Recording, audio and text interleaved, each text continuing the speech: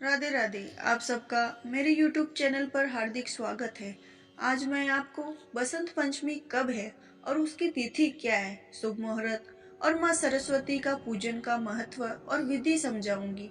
हर साल माघ मास के शुक्ल पक्ष की पंचमी तिथि को बसंत पंचमी का पर्व मनाया जाता है। बसंत पंचमी को श्री पंचमी या ज्ञान पंचमी भी कहा जाता है।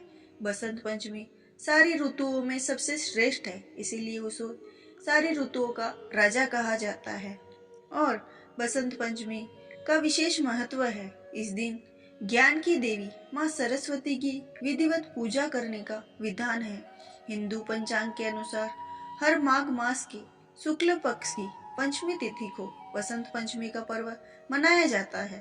पौराणिक मान्यता के अनुसार इस दिन माँ सरस्वती का अवतरण हुआ था। इस कारण इस दिन बसंत पंचमी के रूप में मनाते हैं। इसके साथ ही दिन से बसंत ऋतु भी आरंभ हो जाती है।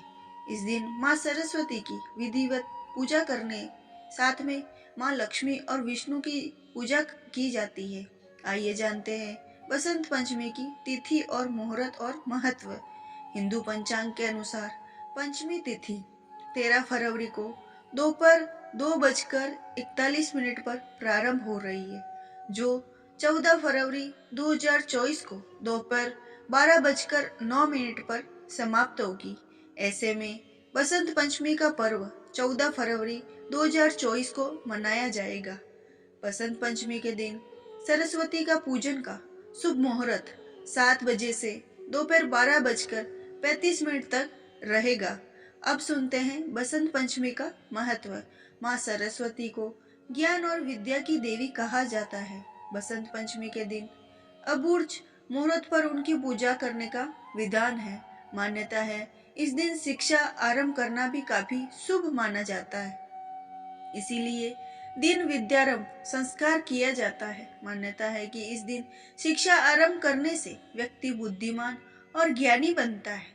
इसके अलावा माँ सरस्वती को संगीत और कला की जननी भी माना जाता है, इसीलिए किसी भी संगीत या कला की शिक्षा शुरू करने से पहले उनकी पूजा की जाती है।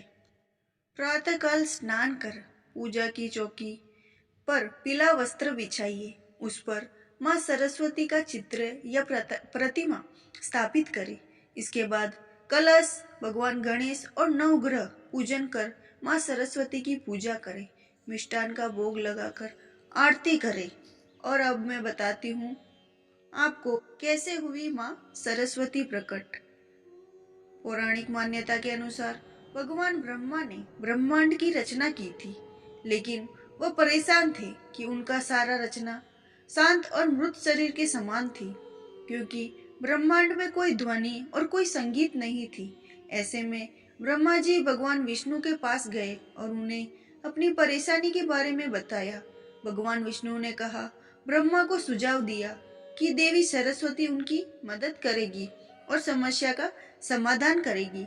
ऐसे में भगवान ब्रह्मा ने देवी सरस्वती का आह्वान किया। जब प्रकट हुई और ब्रह्मा जी ने अनुरोध पर उन्होंने अपनी वीणा से ब्रह्मा की रचना को जीवन प्रदान किया।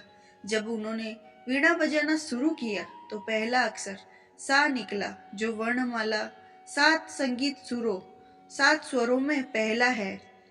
इस प्रकार ध्वनि रहित ब्रह्मांड को ध्वनि प्राप्त हुई। इससे भगवान ब्रह्मा प्रसन्न हुए और उन्होंने सरस्वती का नाम बागेश्वरी रखा। उनके हाथ में वीणा है, इसीलिए उनका नाम वीणा पाणी भी कहा जाता है।